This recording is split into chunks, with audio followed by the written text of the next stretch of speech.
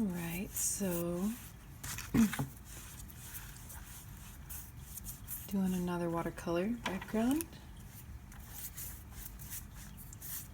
Going for some more blue, green, yellow, mossy.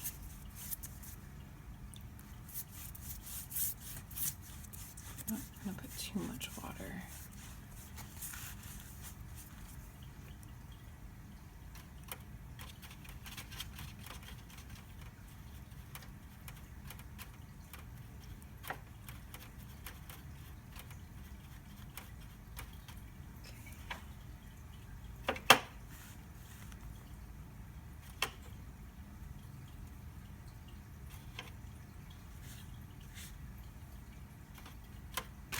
Oh.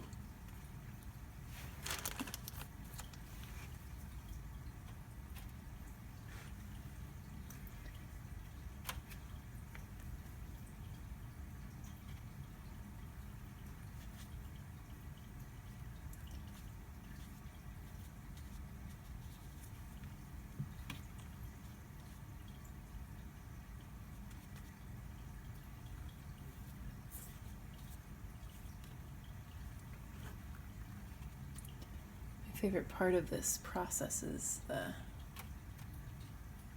letting go and the movement. It's watching the colors move around.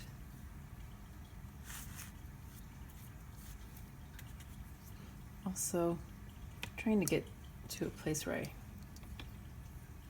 touch it minimally. When I start moving it all around, all the colors mix and blend more. I think my favorite so far is this. All the patterns and the texture. So I kind of want to create a balance of that kind of texture and visual interest, but also having a more cohesive color scheme. Get some yellow here.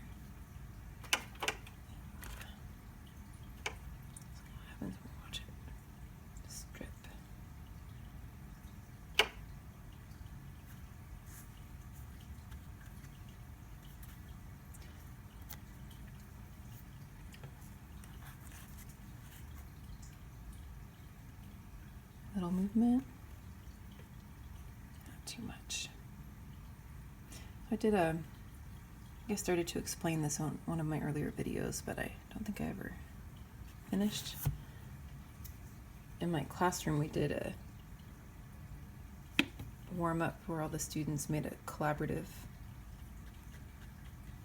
drip painting. I had liquid watercolor, and each student picked one color and just squeezed a couple drops onto paper. They're actually into their sketchbook. And then they took their color and went around clockwise, standing up around the table, each taking a turn dripping their own color onto the other colors or nearby the other colors. And then when the student got back to their own sketchbook, they got to move it around, close it on itself to make a print on the other page. And it was really fun. It was a really needed exercise, and it's kind of exciting to see a lot of students just now doing that on their own. And we did a drawing prompt the week after, or a couple days after, where they just looked at what they had and then drew in response to what they saw in front of them. And I think sometimes we get artist block, and this is one of the best processes, I think, like this in the pour painting for getting unstuck, because all you need is a little technique to play with, and then you can get something interesting to show up. And then it often will show you what it wants to be.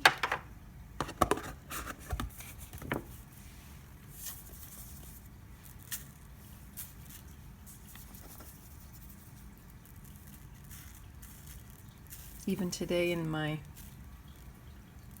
National Honors Art Society meeting where a lot of the students forgot about it, and it was just the few constant members that are always coming.